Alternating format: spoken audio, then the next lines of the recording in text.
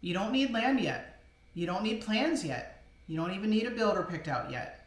What you do need is the right order. And this is where most people get stuck and waste months, sometimes years.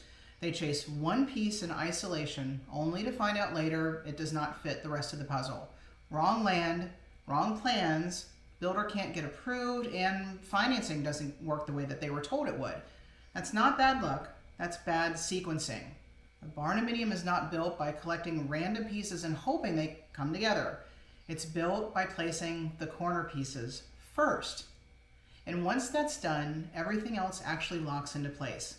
If you're feeling stalled, overwhelmed, or like you're circling the same questions over and over, it's not because you're behind.